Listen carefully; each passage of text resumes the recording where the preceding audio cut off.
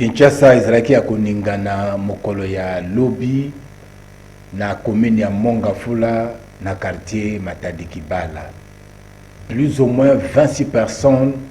babungisi bomona bango na liwa ya mbala kaka oyo tungisaki bana mboka ebele kobanga na chef de l'État Félix Antoine Tshisekedi Tshilombo. Ezele makambo tokolobela lelo tokotala makanisi ya tata mokonzi ekolo ya kosala mobembo na etuka ya Grand Équateur denga zalaki na espace Kasai sima mikolo Félix Tshisekedi akoleka na etuka ya Grand Équateur tokotala yango bana Équateur mambenga bazela nini na Félix Tshisekedi Tshilombo mbandaka engumba mokonzi etuka ya Équateur mikolo miti koleka mwa luyenge mwa kita kite ezalaki dune loko nini pende ezalaki te bana ya mbandaka bakita na balabala pona kotambola mbote na bino banso bana ya Congo démocratique bana ya Kinshasa tokutane lisusu lelo na masolo na biso masolo ya polele René Bonganga azali mokambi ya ba lebembiste wana Congo démocratique mboka na biso yende invité na biso ya mokona lelo poto meka kokabula makanisi oyo longo na ye président René Bonganga mbote na yo mbote ndeko mopanzi sango mbote pe bato bazali kosasa biso na machine mbote pe na bato bamesani ko landa émission na biso ya polele matondo mingi René Bonganga tozalaki nayo awa mokolo ya lobi na Kinshasa tolamuki mboka ezalaki penza malamu te ya kolela baleli ya pasi na motema bayoki pasi makambelekaki lobi na commune ya Mongafula moronja mbese kibili ezali tango tozobeta masolo makambelekaki lobi na commune ya Mongafula quartier Matadi Kibala câble ya haute tension à SNEL et koinase bato moins 26 babungisi bomona bango elobela ki onene René Bonganga. En tout cas ezali pasi pe mawa na ba famille nyonso oyo babungisi bato na bango. Je pense que lokola président ya parti na ngai politicien liboso oyo pesa ki message ya kokabola mawa na ba famille wana nyonso parce que bato bakufi wana bazali na couleur politique te ezala mosusu bakoza na famille ya bato bazana na pouvoir ba mosusu bakoza na famille ya bato bazana na opposition promo pona ngai pe président babembise nazali ko compartir na ba famille nyonso oyo ebungisi bandeko na bango mais loko kaitu kosala ezali nini tukwa ko loba toli nini tukwa ko pesa de façon makambona ezongela lisusu te. Je pense que la commune bilili wana responsabilité ezali partagée. Responsabilité ezali partagée. Au premier lieu d'abord l'État congolais a zwa responsabilité na ye. Pour ezala pas kaka koya koko parti na famille dédommagé tout ça mais bato basi bakei bakozonga lisusu te kozonga te quelque chose kosala famille na bango ezangi bango libela. Alors est-ce que tous les kaka bato bakufaka bongo to kenda koko parti to kende ko dédommager tout ça pour nabo to mona pe ba makamu susu wa ata matanga bongo bimi bato balei est-ce que oyo pe ko bima po ba dédommager bango kende ngwana. Pourquoi on a dit que l'État est responsable numéro 1? Est-ce que Wenzewana l'État yebaki yango ba yebaki yango te soki ayebaki yango amona ite ke ezana ba sika moko ke kokai kozala te ba singa eleki likolo bato bazana se bato soki bazoteka na ba bisika nyonso balingi awa c'est parce que pas eleki mais l'État il fallait azwa ba responsabilité na ye amona ka pe ba biloko wana ozomona parce que bisika wana je pense que na mibeko ya l'État ekoko zala tant mususu 25 mètres côté gauche la côté droit bato bako zala pembeni wana te parce que à tout moment basinga wana ekoko kata na ekwepe soki ezwi bato na nzoto bako kufa ndenge bakufi wana mais zoka nde wenze wana ezali wana bambula na bambula l'État yebi yango akenda pe zo ba taxe et pas ya bato wana et ça lokola ke ya légaliser bango mais yebi ke ezalaki ba endroit moko ya risque zomona yango tozoloba ke l'État azali na responsabilité monene toyepe pona biso bato toyebi ke pasi ezali mais il faut conscience ya kobanga liwa pe pona biso ezala ozomona lelo ngana yo soki na plateau toyoki masasi awa mutu na moto akoluka esika nini akima donc moto ezali yo pe moko koyeba ndenge nini okomibatela mpo okima liwa soki otali babilili wana na esika oyo bato abandaki koteka na bamai tout ça eske eza propre po bato bateka wana et puis on moni que o ezali singa kura ko kata na pe tout momo est-ce que conscience ne ko zala te ata pas ezali okolo ke sika mususu ko tekate osomona ezala to tirer ba leçon ebele po to moni même na ba balabala na biso so to kena kingabo sika bande ko bazala kuna okomona balabala ko muke bato baza pembeni zoka nemi tuka mususu ko si la peu frère so que si le frère ko ramasser bato wana alors devoir l'état ezali que non il faut prévoir que non to komaka na ba dégâts wana te conscience peut abato ba pe que net na za pembeni nzela boy mutuka ko si la peu frère betinga ozui yo moko yebi ko mibatela to net ozawa moto walinga liwa azalite donc conscience na biso soki ezali mutu na mutu ba ko mibatela nanu ye moko avant que l'état batela voilà un peu to kwa koloba mais ezala likama oyo esale makala babisika mususu même ngai aéroport andolo na zala kanango d'accord te ozomona on est déjà il y a type cas en quelque sorte to yebi esalemi bato baza wana bazoteka yebi ke likama esalema wana plus de 300 personnes bakufa wana mais bato baza wana mais ezali wana aéroport ezali bisiko ke balingaka ezala musika na bato parce que ba dégâts esalema soki ozomata pepo wana ozomata na ndolo pe tango ozoya yake katisaka na balabala soki erate ba dégâts ekosalema kaka mais aéroport wana ekoma etikala wana ekoma pe kosalema ezongi pe yango normalement donc un jour pas tokolela toujours bato mais l'état azali wana il faut prévoir que oyo esalemaki na type ka batirer conséquence bamakambo wana ezonga lisusu te mais wenze yango wana ezongi aéroport ezosala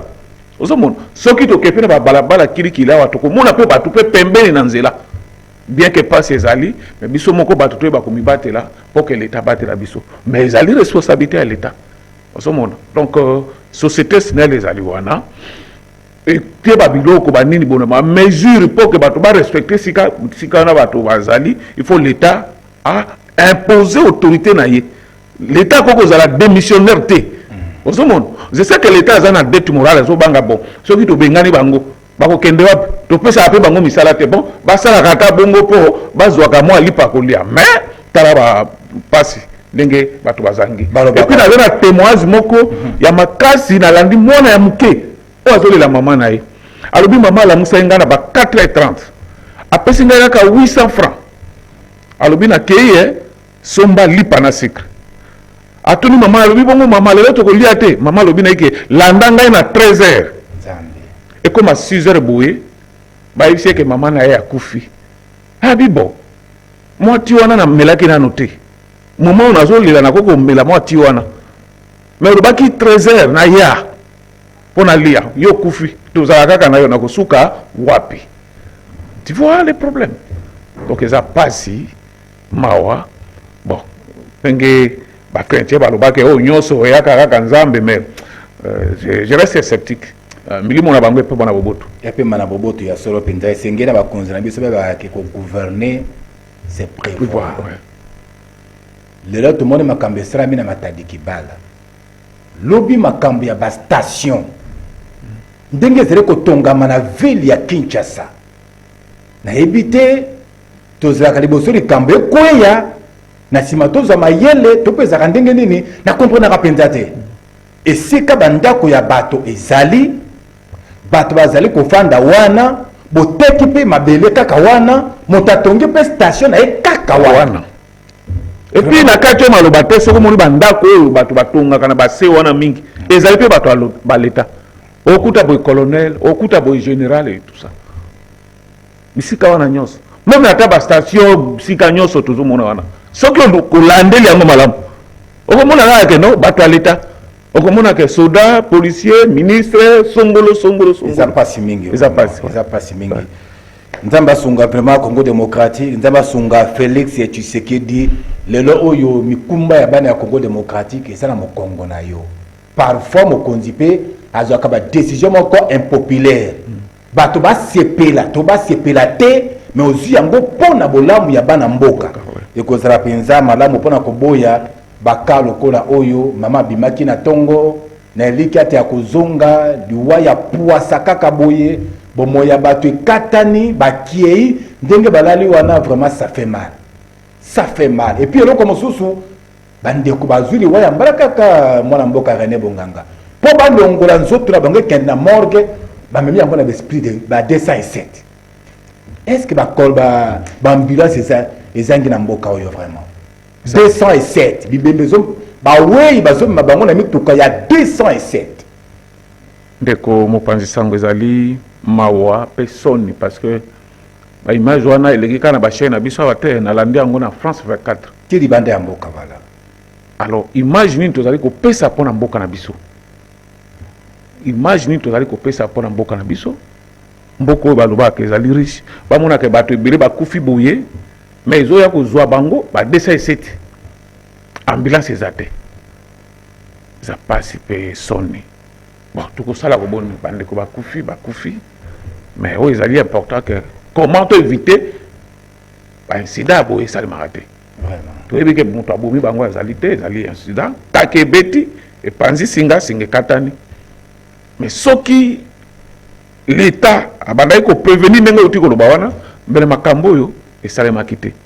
Soki ezali mpe conscience bandeko na bayebi ke awa tokoki koteka te singa ekokata na tout moment mbele drame wana ezali te. Tolobi na Matadi Kibala soki oyebi na limete na funa okokuta bandako ke tongama na se ya basinga wana bavanda na bango. Voilà. Tozwaka mateya na ntango makambo mosusu ezali kosalema. Voilà. Donc il est temps batala babisika wana nyonso. Omoni babelge ndenge batikela biso mboka oyo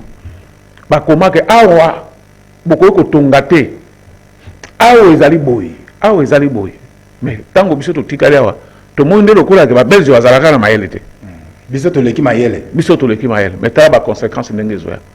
ezali moment oyo ezali que l'état telema gouverneur de la ville est telema baconstruction anarchique wana kaka ndenge olobi wana ke l'état amemamaka na bato te un leader yenda amemaka bato. Il faut kozwa ba décision moko impopulaire po tango lelo sikoyo opposition récupérée te aza capable azoba kobattre la population na été asala boye. Alors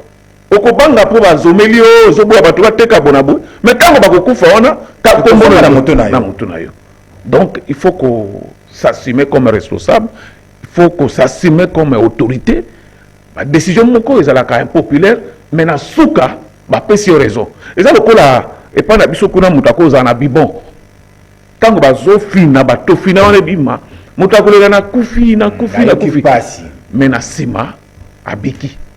C'est ça likambo susu koloba ne bandila ozali mal compris mais à la fin du compte bakomona ke non mutu azalaki na raison. Voilà manière nini l'état kwa kotambusa mboka. Merci beaucoup wana zalaki bandeli ya masona biso ya tokabole penza mawana mabota oyo babungisi ba mama na biso bakei bandeko basi mibale pe bazalaki soki mibale oyo bakei na likama yango nzambe na lola ayamba milimo na bino penza na kimia nyonso pe na kanesi ndenge mokonzi mboka lobaki ba autorité compétente bakozwa makambo wana na maboko bakosunga ndenge pe gouverneur ngobila lobaki bakozwa makambo ya bade wana nyonso na maboko pona kosala ke lekana ndenge penza ya malamu nyamu ezala te nzoto bandeko na biso ekende kobombama na motindo penza elongo bani ekozala penza likambo ya esiango. René Bonganga toleki na maso na biso ete na mibale province de l'Équateur en général, Grand Équateur et tout cas moko na kati ya Congo démocratique mboka na biso na mo ya la situation ya province de l'Équateur tokolobela ngo eza ndenge nini d'une manière générale. Bon, c'est pas tout le voilà, Grand Équateur ou bien Équateur en particulier comme province. Grand Équateur et puis tu as acheté dans la province de l'Équateur actuelle. Non, bon, je pense que depuis départ à Kondo, Maréchal Mobutu, Grand Équateur les a toujours oublié. On a un régime à Kabila pendant 18 ans. Grand Équateur les a totalement oublié. Quand on rappelle le projet Belé et les cas qui n'a résumé wana 5 chantiers la modernité nyonso wana tout mona eloko moko malunga na Grand Équateur te mawa pe passer na motema tout moni pe que na résumé oyo Grand Équateur ezali toujours oublié au totali moi ba projet mike nete wana Kinshasa balobaka ba projet sous ba salaka par-ci par-là ba 100 jours. Mais je ne pense pas que dans le Grand Équateur, tout le monde a posé mon copé et pas que dans 100 jours au niveau Équateur. Tout le monde fait poser mon sous à Chilezelou. Grand Équateur ezalaki toujours oublié. Mais na basango mosusu toyoki ke chef de l'État alingi akende kuna, je pense que tozali kosepela mingi, tozali koespérer ke azokende aidentifier baproblème et puis apesa baréponse appropriée na makambo wana, parce que raison moko ezali te ke Grand Équateur ezali kaka ba ili parti ya mboka comme bamboka tout, mais comment bazalaka toujours victime na koinscrire bango na makambo ebele. Est-ce que ça peut faute ya bango moko te bana ya province de l'Équateur? Non, je pense que faute ya bango ou pas tango mokonzi ya mboka azali lokola papa ya bana nyonso. Il faut traiter bango dans le même point d'égalité. Pour ce monde, le bac ya tindi musolo kuna toyoki ke bana Équateur baboko tonga baboko sala misala wana balé lokola yo sa makote mususu. Mais toyoki na noteke ya tindaki projet boye kuna atindaki misolo boye kuna bongo bana wana ya Équateur bongo ba bebisi mbongo wango we ba yebi ko sala misala ngote. Le bac na bosana mais jusque là toyebi na système ya tozana ngo ya ISEP soki likambo esali mabe bako dénoncer neti bokonzi ya kei na Kasai toyebi ke ba projet ezalaki financé bona boye mais eloko malonga esalemaki te. Il a dénoncé ça publiquement. Ce qui peut aller que misolo banda ko kende na Équateur e ba biloko wana esalemi te. Tous là maboko polele tanga ko makuna pe a dénoncé en iliki ya bana Équateur bazo sela mona mboka Félix ya Tshisekedi Tshilombo dinga saraki mobembo na tuka na espace Grand Kasai le kapena tuka Équateur conférence de gouverneur pe bazilaka yango bandaka là surtout na bana ya bandaka pona ko yamba mokonzi ya mboka tango saraki na espace Grand Kasai mokonzi ya mboka lobi développement ya Congo démocratique sengele banda na base sur les 145 territoires RDC. Développement sengele banda kuna elongo na ba territoire et matina ba province et mati netandi mobimba ya Congo démocratique pona yango René Bonganga bana ya Équateur na kati ya projet wana ya 145 territoire pour le développement na yango batia motema batia maboko na bango na matama basambela nzambe to basala boni. Bon, je pense que c'est une bonne nouvelle. Cette fois-ci, tu vas oublier comme d'habitude. Parce que tant que tu 145 territoires, c'est-à-dire territoire Union Sagrée Équateur, là, c'est une bonne nouvelle pour nous. Et là, quand on a dit ils allaient presque un projet zigaté, c'est Mokonzi à Souka. Avant de l'élection. Et qu'on a un impact mingi, ce qui réussit. Mais au moins, comme observateur, tu crois que pesa mama kanisi na biso pour que makambona ekende liboso. Développement à la base, na landi, na moi ba itandoike, misolo ezali disponible pour chaque territoire. Donc chaque territoire wana là ba territoire pe ya biso bana Grand Équateur ezana kati. Et là ko liboso to ko senga ezali ke basa lokola ba bituka mususu te. Biso tozalaka oublier so to leka ngo musolo muketo sala loko wana te ekoloba mamingi mais loko to ko senga ezali kaka ke ba utiliser misolo wana pona ko réaliser ba projet oyo mokonzi wa mboka lobi esalema mais to mona ki ba benga ki pe ba gouverneur nyonso ba yaki awa mais na ndenge makambo ngo yo salema ba réunion ngo yo salema c'est comme si ba gouverneur baza impliqué te wana ezali étude nanga. Parce que, le président souverain Kinshasa, territoire, ça passait par le gouverneur à province. Là, ça pose un problème. Parce que moto yoayebi, le territoire, peut atteindre les alliés du gouverneur. Il faut, ils ont les cahiers rappelés, ils sont portés pour préparer l'avenir. Na mona ki moi yiki ki moko ebimaki na makambetali Kasai. Pas ba ko tanga mama ozo sala intérim ya gouverneur kombo na na misolo wana oyibunga ki wana na Kasai. Alors bien ngana bandu mona ka bato ba oya ba osala misala mais nazalaki ya société ba oti mbala moko Kinshasa ba ye na mona kaka ba conseiller mokonzi ozo sala ba défilé wa bazozonga na yebi eloko moko te mais lelo nazoka na ba radio na bato nyonso ke mbongo ba pesa ki société telle mais après tout naza mokonzi ya province il fallait nazala associé ba bisanga etala to pesa société bo mbongo autant pour na misala boy dire ya misala ezali boy na sala bénéfice que moi suivi mais nazalaki automatiquement outside mais lelo tango misala na sali malamu te combo ya province combo na ngai gouverneur ekomi kotanga manakate. Alors tout le monde a dit kanisi wana eza malamu. Donc il faut cette fois ici bato ya liboso oyo ba ko associer bango ezali ba gouverneur parce que bango bazapi ba représentant chef de l'état de la province. Voilà, bazali ba représentant chef de l'état de la province wana. Je suis très mal dans ma peau que ba réunion il y a plein de monde de salema awa mais ba province bazali ba représentant na bango wana te. Ba gouverneur bazali ba représentant na bango wana te. Likambo kasa epesi biso exemple que tout rectifier des actures. Donc il faut province elles à impliquer. Gouverneur à impliquer ou bien atindi mutuna à sur place. Pourtant bayaki na conférence des gouverneurs.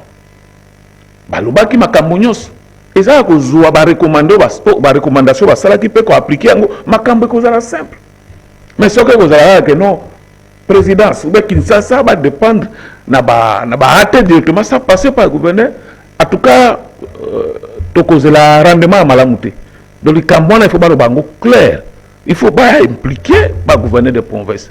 Pour bango nde ba yebi chaque territoire ba difficulté na yango ndenge ni ba ko sala. Voilà, on a compris ça conseil na projet one. Merci beaucoup na kanesi maloba ya René Bonganga et l'équipe qui toko penza ba téléspectateurs ba landio mbaleleki na lobaki na yo René Bonganga tozaka na masolo mingi bete masolo mingi ya makambo ya ville ya Mbandaka na province de l'Équateur. Actuellement situation ezali boni na ville ya Mbandaka. Toyokaki récemment ke bato bakitaki na balabala kotambola yiki kezaki na ville ya Mbandaka au juste ni na zole kalku. Ezole kakuna René Bonganga. Non, bon, oui, je pense que les Alayonanga to contribuer qui mingi pour te kimia et côté en Équateur parce que les ali koto bisoto zali ba originel. Problème na Mbandaka ezali sous soutien, je pense que tango makambo wana ezalaki mukonzi ya mboka abetaki maboko na mesa bengaki bato bazalaki na mwa yiki ikiwana na banzene neke na bango ba témoin c'est ba député nationaux na ba sénateur bakutanaka epai ya ministre de l'intérieur tomonaka makambo nyonso ndenge esalemaki et puis tango bazongi tomoni ke kimia ekoti misala pe bandi kotambola na Équateur malamu bazali babandai déjà ko récupérer ba retard oyo elekaki po ezali misala oyo ezali nini par exemple ko bongisa balabala banzela et surtout ntango bayoki ke mokonzi azokende kuna bon moni misala il fallait sila na kokala la ville ya Mbandaka oui ozomona ezali ville ya Mbandaka ozomona misala wana ezosalema mais eyali kosala mwa pasi ezalaki max esalemaki te ezali lettre moko ebimaki pa ya président ya Sénat parce que Modeste Bahati po bato oyo bamonaka ke makambo wana ekatami esalemaki bien te bakendaki komilela na cour constitutionnelle jusqu'à présent réponse ebimi te mais bamonaka kaka lettre moko euti pa ya président ya Sénat ke bato wana il faut ba réhabiliter bango bona boye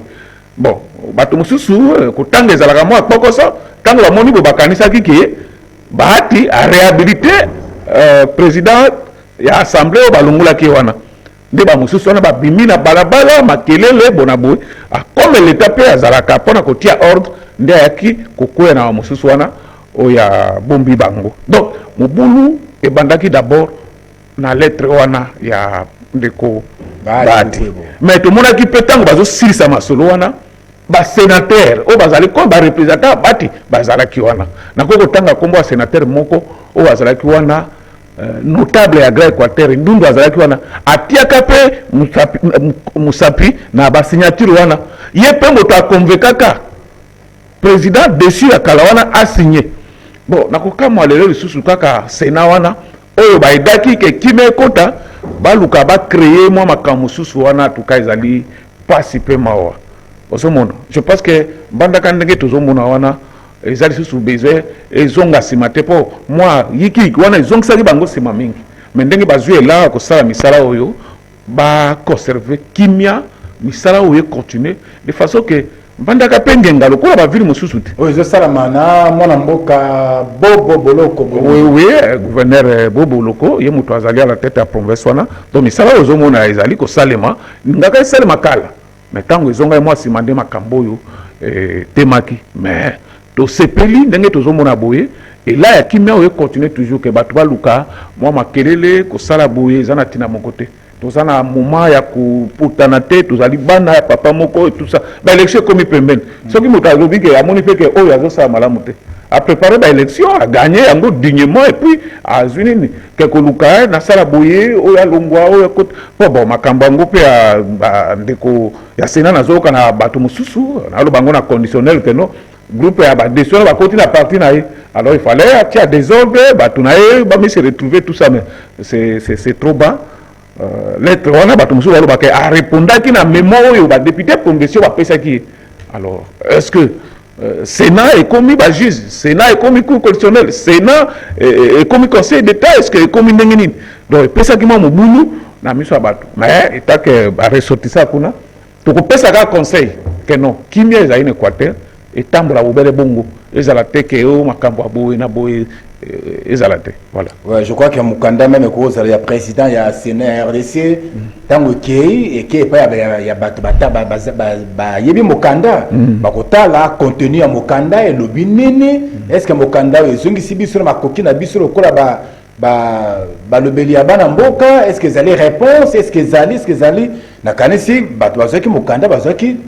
tango nyonso ya kotanga ya ko décortiquer moko yeba nini mokambi ya Sénat ya Congo akomeli biso ce que vous avez mokandi depuis makamosusu bino bosali makamosu na kati ezali nzela ya komema poto penza na kati ya mboka puis yango et que ça la tête que province de l'Équateur et que ça la tête que Congo démocratique et qu'il est vraiment liboso alors na ba leader la province de l'Équateur René Bonganga parce que bango pe ba pelisi moto mosusu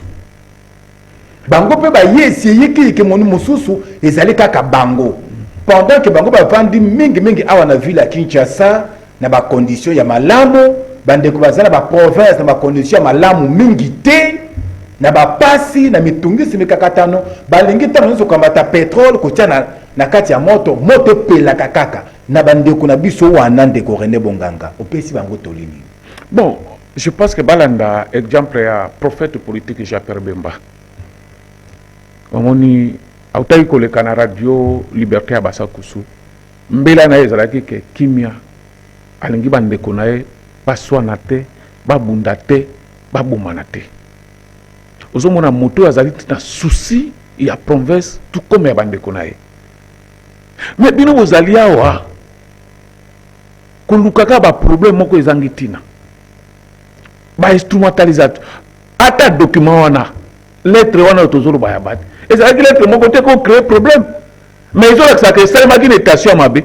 po bato mosusu ozali député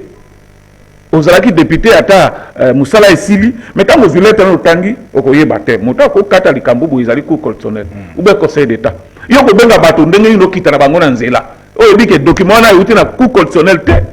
euti na cour de cassation te même na conseil d'état te okobimisa bato na balabala pourquoi koloba donc babiloko wana ezalaki na étation mabe ezalaki na moko te osomona balanda exemple ya premier notable tozana ye na Équateur Jean-Pierre Bemba omoni makambo elekaki ou ebandaki koleka na Basakusu esalaki motema pasi azwaki meme décision ke soki na maladi oyo eza bote alingaki kita ye moko kuna na terrain mpona kotia kimia mpona kosolo na bandeko na ye osomona me bamosusu ezali ndenge wana te bazali kolinga te ke province ekende liboso bazali kolinga te ke mboka ezala kimia donc soki bato bazali kobomana bango bazosepela soki bato bazali koswana bango bazosepela ezali principalement bon namoni natali na baimage mosusu bazofélicité tozosepela na sénateur oyo po azosala tout gouverneur alongwa tozosepela na donc mosala ya sénateur ezala nde kolongola ba gouverneur ou bien azali représentant ya province osomona tozolinga ndeke ndenge mokonzi ya mboka alingaki kende kuna ezala badepute na biso basénateur na biso balakisa biso ke tala ndenge botindaka biso toyebisaka président boye ou asala te ou toyebisaka président boye soki asala eloko boye ezalaka mpona biso mpona bona boye mais fort kaka mpona kolongola bato mpona kosala boye bakuba et tout ça mpona kotia bokabwani na kati ya province ezali bien te. Est-ce que kolongola bato tolongoli Bobo Boloko tolongoli Bolamba tolongoli Jacques-Claude Baende tolongoli yango nde kotindika province ekende liboso René Bonganga ekotindika province ekende liboso te C'est ce qu'on appelle la stabilité politique. Oya fandi oyo azama be. Oya aye azama be. Finalement lo lingini muta malama ko wapi. Ako wapi. Osemona tout ça ka rapport va mi se retrouver. Omoni to yebi ba jewana. Oya ko benga ou bien gouverneur bo tindranga bo. Ce gouverneur lobi ke izate e bandi. C'est comme ça. Mais to ko tonga mboka ndenge nini. Osemona to loka petit peuple mawa. Osemona omoni biso Grand Équateur pas problème sérieux to ko koluba et surtout biso bana ya Grand Équateur ba notable na biso wana ba zulenga ba notable et loko liboso ba ko stala ndeke 18 ans tozalaka totalement oublié. Pourquoi tozalaki oublié? Et loko nous tozali ko sala ke na mbalo po tozala oublié te. Résumé tozana 4 tozali wana et loko nini yo tozo sala pona mboka na biso ke so ba ko mituna butu mo inde yango wana. Mais bazana nde pona ko prouver te o aza motaboye o aza motaboye non. Je pense que le gouverneur bazakuna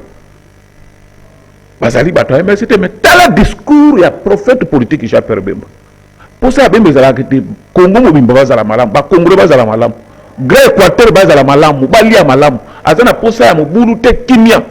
pour na ni ba mususu ba ko landa exemple wana te ko lukaka ba problème et tout ça bona bon tous en retard ba coincé résumé que non tous qui oublié pendant 18 ans mais cette fois-ci tous en ministre baza ba to Grand Équateur tous en ba sénateur baza ba to Grand Équateur tous en ba député baza ba to Grand Équateur mais la mituna ba convaincre biso d'abord nini bazali ko sala na ba institution na bazali pour na lokumu ya province na biso voilà et puis to ko koloba yango wana. Voilà, tu landi na bokebi penza René Bonganga Mokambia Babembiste awa na ville province ya Kinshasa pe na Congo démocratique mobimba makanisi maye pona mboka na biso Congo bolandi wana pona province de l'Équateur. Eza pasi bande ko balandi ezali mawa. Soko prendre na Kisasa na bisika mususu mona ke na Congo ça va. Mais bimaka kana Kinshasa ceux qui prennent nzela ya masuwa ceux qui na nzela ya pepo to na nzela ya motuka oko comprendre que Congo ils ont un problème sérieux. Congo ils ont makambo Congo ils ont na pasi Congo ils ont na pokoso ezali ko senga to sangisa bokasi na biso nyonso bana mboka esika moko pona koluka nini tokoki kosala to tombola Congo ngana bakatango nyonso ceux qui to lingaka mboka oyo bolingo na biso pona RDC ezaka kaka bolingo ya maloba pamba te mais to monisa yango na nzela ya misala tozali kosala to tika ba empreinte ya malamu lelo bana na biso bakoya bakoko na biso bakoya bakanisa biso ata na makambo malamu tosala tango tozalaki kobika na kati ya mboka oyo eza pasi eza mawa bilili mosusu kotali yango ya mboka na biso ça fait mal ezosala pasi bomengo bozali mais bato bazana bobole leki bango ndelo ça ne va pas. René Bonganga ngonga na biso yango wana ekomi na suka émission na biso spéciale yango wana vraiment ekomi na suka bililo baboka boyana ba téléspectateurs ekoki penza kozala nini na kopesa la conseil pour na ba sénateur ba député ba gouverneur ou bazali ba originaire ya la Équateur que bazala na un agenda clair et précis pour mokonza boka zokita kuna toko zanga ba divergence te mais ils la suzette ya kokabola biso pour freiner développement ya province na biso totala nini mokonzi oyo asali nano na mbandaka te asala yango nani mokonzi oyo asala yango na Guado te asala yango nini mokonzi oyo asali nano na Chwapa te asala yango nini mokonzi oyo asali nano na Gemena te asala yango nini mokonzi oyo asali nano na Mongala na Lisala te asala yango. C'est ce qui est plus important. Voilà, on a encore le bas comme moi souka. Voilà, masolo comme na souka, masolo comme na souka. Tuyambaki pona bino René Bonganga Mokambia Babembiste lisanga zele kosunga Mouvement de Libération du Congo MLC lingomba ya mwana mboka Jean-Pierre Bemba Gombo Baimoto singa ya pakiba bundaka na ko isambo yepe to pesi mbote bisika zele kulanda biso masolo na biso yango wana ekome na souka botonde mingi na bino banso bozaki libago ya kulanda biso pona lelo ya kolobezale belé mais etandoke ezali kambo na ngonga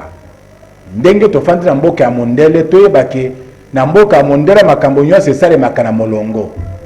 lelo oyo toleli bandeko na biso na Matadi Kibala na nzela ya masini, nzela ya ngbunduka kolongwa gare centrale okende na Matete baloka ndenge kendaka kuna okota na Masina tala ndenge bato batonga nzinga bisika mosusu bavuzula rai bato bafandi na bango okoya na ndolo awa train nzenzele ya train ya Kitambo nyonso wana bato batonga mutu azolamba nzela ya rai yangoyo mama timoli mo libulu pembeni wana azolamba wana bomo ya mutu eza sacré mais sengeli pe la mutu ye moko ayeba kobatela bomoyi na ye naino tokomi na suka botika malamu tokotani mbala ya nsima merci.